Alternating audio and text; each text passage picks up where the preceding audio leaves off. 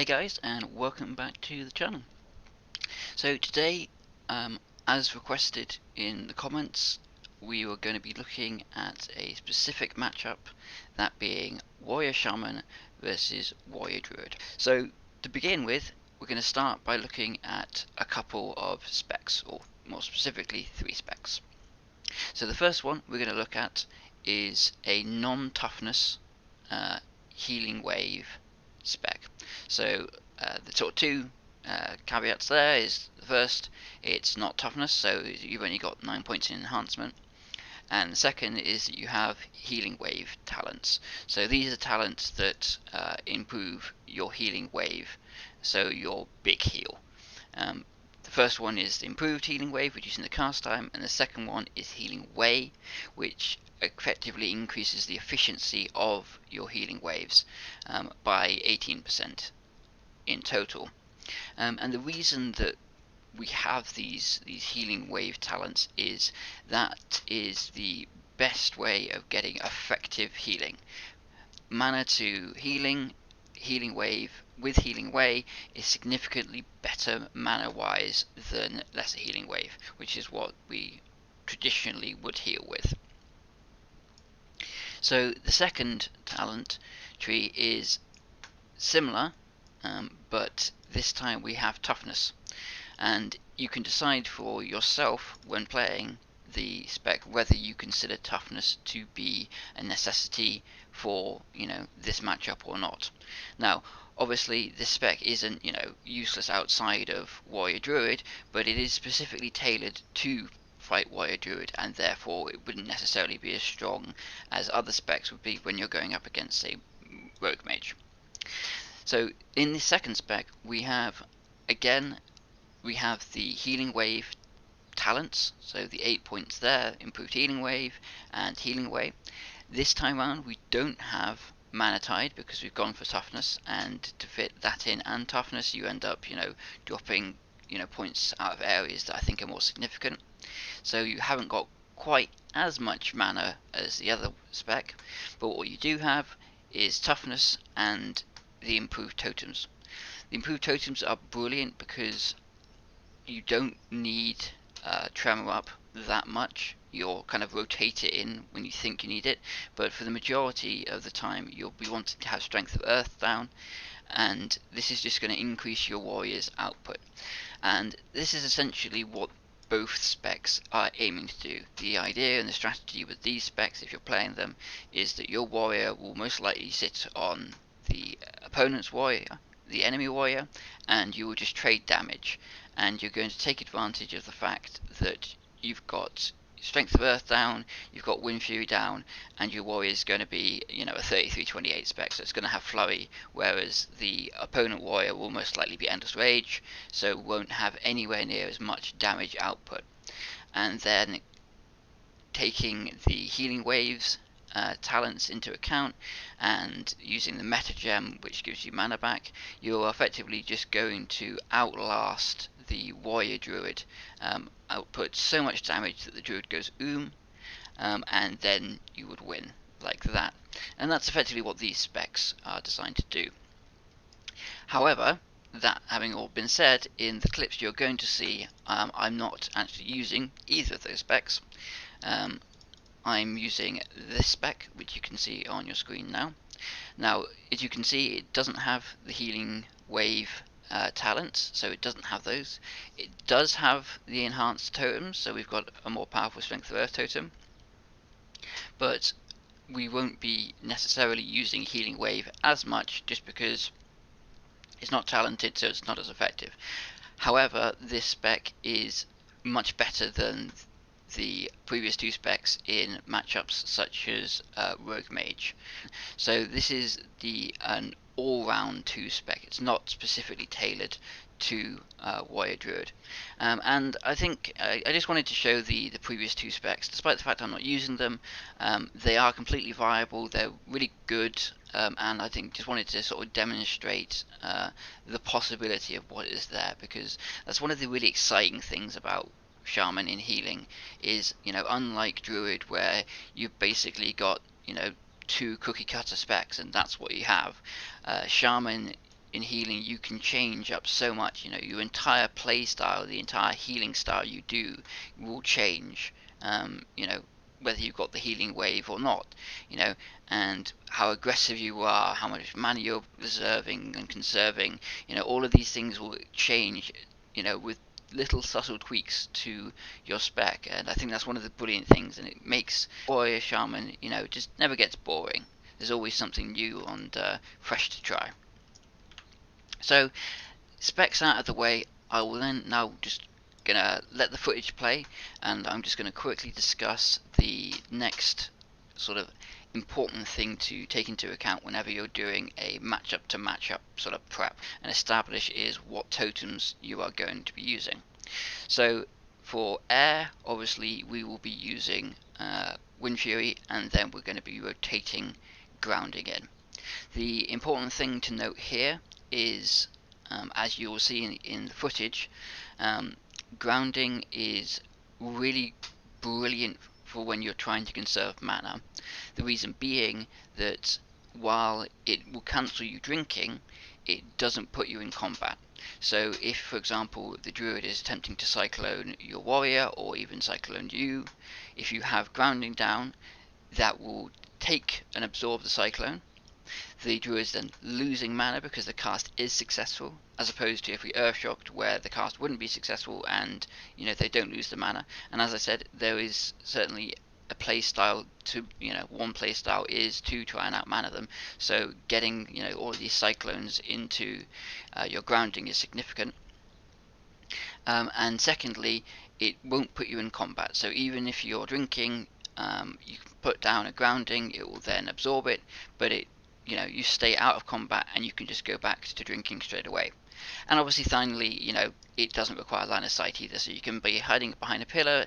You'll see this in the footage, you know, later. Quite often I'll be hidden out of line of sight, tucked away, but my warrior is, you know, in line of sight. He's taking the damage, and I'm going to use the totems through the wall to effectively assist him and enable him to get more damage done. So the next one is, as we sort of mentioned, the Earth Totem. So here you want to either be using Strength of Earth, and you want to use Strength of Earth the majority of the time. And then the second one is you will at some point rotate it towards a Tremor Totem to take the Warrior Fear. Now I generally would say you want to do this when you sort of get some significant pressure. Generally speaking, the Warrior Druid will use their fear defensively in order to attempt to, you know, disrupt your pressure. Or the alternative is they might do it to try and fear you and then kill your warrior. As I said, 90% of the time, Strength of Earth, and then when you think it sort of feels about right, they might be wanting to fear you soon, swap it down to the Tremor. As soon as, you know, the fear is used, 100% uptime on Strength of Earth Totem. You don't need Tremor anymore. Their fears on cooldown. Then we have the Water Totem. Now this is a bit of a contentious one, because both Healing Spring and Mana Spring are very good totems, and I find myself kind of swapping between the two, but I think in the majority of cases I probably have Healing Spring down, just because over time it does account for quite a significant amount of healing, and, you know, it's the closest thing we have to a hot. It's just this free healing that you don't have to worry about, and, you know, it 100% does, you know, does turn the tide. So in general, I would probably say go for the Healing Spring, and if you particularly want to, you know, push out the mana, then, you know, use the Mana Spring as and when you feel it's appropriate. And finally, Fire Totem. There's not really any Fire Totems that are beneficial in this matchup. You know, if you really want to put a Searing Totem down for some damage, you can, but in all honesty, I think it's probably just not worth the mana, seeing as it will most likely get stomped pretty quickly anyway. So yeah, generally Fire Totem, sorry, not particularly useful in this matchup. So, as I said, you know, one strategy you have is you sit on the enemy warrior. The enemy warrior most likely probably will sit on you, or, you know, sorry, sit on your warrior, and you'll just batter each other to the end, and then hopefully the aim will be that you've been as efficient as possible. You want to be using, as you can see in footage, you want to be using drink bugging. So again, anyone not familiar with that, I have a video on it. It will be linked on your screen now. Bing. And the second thing is we're going to be using, as much effective buffs as we can. So Strength of Earth, Wind Fury. We want to be really pushing that pressure, and that is the second aim for you as a healer in this comp. Is the first obviously is you're the healer, so you keep your warrior alive, keep yourself alive, and the second one is you want to be enabling your warrior as much as possible. And the easiest way of doing that, or the best way of doing that, is to stop any crowd control that would be going on to him. How do you do this? Well, you use either Earth Shock or grounding.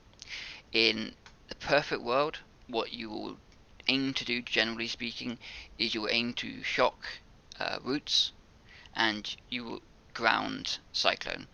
Why is this? Well, because roots, they will down rank to rank 1, so it's absolutely bugger all mana. So if they actually get the cast off successfully, they're not spending anywhere near as much mana as if they get a Cyclone off, which can't be down ranked because it's it's a high level spell. So it costs significantly more mana than the roots. So what we want to be doing is we want to be allowing the Cyclone to go off, but obviously it's going into the grounding, so it's not actually hitting our partner, but it's burning as much mana as we can from the Druid. Whereas if we're shocking it, we are obviously enabling and keeping the warrior free, but we're not stopping them or not making them waste the mana. So again, in the perfect world, that's shocks for roots, Cyclone you ground. That said, it doesn't always necessarily work out that way, and obviously it's much better to get any kind of interrupt than it is to get no interrupt. So if you just, if your grounding's on cooldown and they're casting a Cyclone, just shock it anyway, don't worry about it, but in the perfect world you always want to make sure where possible you are grounding the Cyclones. So the next tip I would say is again to reference to roots. So Cyclone, obviously when they're cycloned, your warrior can't do anything to assist you or help or do any damage. However, when he's rooted, he is still completely free to do all of his abilities. He just can't move. So what you want to do here is, if for example the enemy warrior is attacking you, your warrior gets rooted, you couldn't interrupt it for whatever reason, rather than mindlessly running away and leaving your warrior to his sad little life stuck in a root, you want to run next to your warrior, give him a high five, but in doing so that forces the enemy warrior to come within range of your warrior, and this might actually just be enough to peel the enemy warrior off. He may not want to come that close, and you'll get a bit of breathing room. Alternatively, if he does come in, then you're just trading blows. So the second tactic is, if we're not going to sit on the enemy warrior, what we will do is we will attempt to swap and then train down the enemy Druid. So in order to do this, you first off want to make sure that you have pre-purged the Druid, got any buffs he has on him, so it'll be Thorns and Mark of the Wild, those have gone. Then as soon as your warrior does the swap, you want to begin purging. The reason being that most likely the Druid will first pop Bark Skin, which is sort of, I guess, a mini shield wall. You can purge that, and then the second thing is he will probably try to do Nature's Grasp, which is a buff whereby when you hit the Druid, it will then use the charge of the buff up, and you will be rooted. So it's a free root basically, and what we don't want to be doing is we don't want to be having to use our trinket on Nature's Grasp. So as the Shaman, we are going to be pre-purging straight away. As soon as the Nature's Grasp buff is applied, hopefully we will purge it off, and our warrior won't get rooted. You'll then need to continue attacking with your warrior. You want to be running the Druid down along with your warrior. Try to be meleeing him if you can, because you want to get Frostbrand procs from your weapon, and then also if he gets away, you can use War Stomp if you're Torvin, or you can use or you could use Frost Shock as well to assist your warrior getting and sticking onto the Druid. The important thing about this tactic is when you do it, as we said, you want to be running with your warrior and be in close range to the Druid. So this is for two reasons. One, as we discussed, you can assist with melee, but the second reason is quite often what Druids will like to do is they will go into bear form, they'll kite the warrior for a little bit, and then they will feral charge onto you, the Shaman, and if you are obviously stood considerably far away from the Druid, that will effectively peel for the Druid, and your warrior won't be able to stick onto the Druid because he's already burnt intercept to get onto the Druid in the first place, and then the Druid has then feral charged away and he's got the distance he'll be able to travel for. So what you want to do in order to prevent this from happening is you yourself will go in aggressively with your warrior, and the second thing to do is, as you do this, you want to pull all of your totems up. So if you have totems down randomly, again, good Druids will see those totems and their feral charge onto the totems. So again, in the footage you will see as we go aggressively onto the Shaman, onto the Druid, I'm going to pull all my totems up and then I'll replace them directly on top of the Druid. So the buffs are still there, we're still getting the benefit, but there isn't anything for the Druid to charge onto. So I'm going to leave it there with commentary. I don't want to go too in depth all at once and overflow with information, but to summarize, we have looked at the specs. We've then discussed which totems we want to be using. So the important ones are to remember as much as possible to ground cyclones, shock the roots, and then with the earth totems we want to be making sure that we have strength of earth down as often as possible, and then aim to have tremor down for when the warrior uses his fear, so you don't have to trinket it and burn your trinket. So as always guys, thanks for watching. I really appreciate all the views and support. If you have any questions or any feedback at all, let me know in the comments. If you have any questions, likewise go there. I will hopefully be continuing this series. The next one will most likely be Warrior Shaman versus Rogue Mage, arguably the hardest counter for the Warrior Shaman, but we will save that for another day. Enjoy the footage. Thanks for watching guys, have a fantastic day. 'Cause it feels so good. Real love.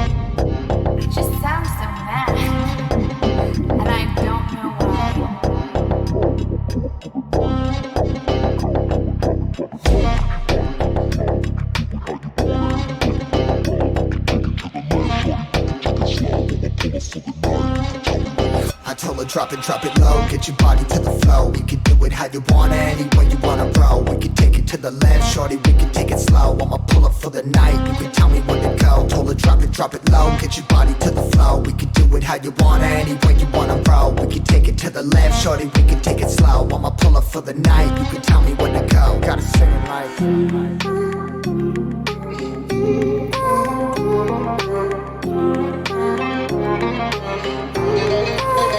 now she caught me with my mask off. I'ma pop another blast off. Crazy little body, she my mascot. When she move that body, she get mad high. Pushing all up on me, knowing I'll be with the glitz. You know I'm as real as it'll get. Call me on my bullets, make a bet from the moment that we met. Yeah, I've been trying to hit it, get it wet. Take a little something to forget. Got it singing like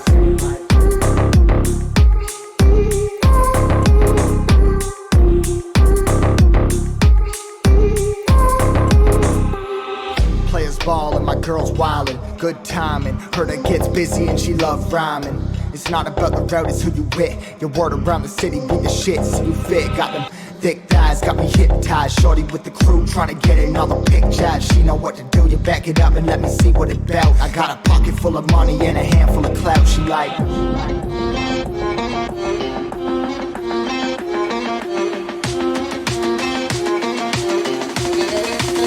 I told her drop it low, get your body to the flow. We can do it how you wanna, any way you wanna roll. We can take it to the left, shorty, we can take it slow. I'ma pull up for the night, you can tell me when to go. Told her drop it low, get your body to the flow. We can do it how you wanna, any way you wanna roll. We can take it to the left, shorty, we can take it slow. I'ma pull up for the night, you can tell me when to go. Got it singing like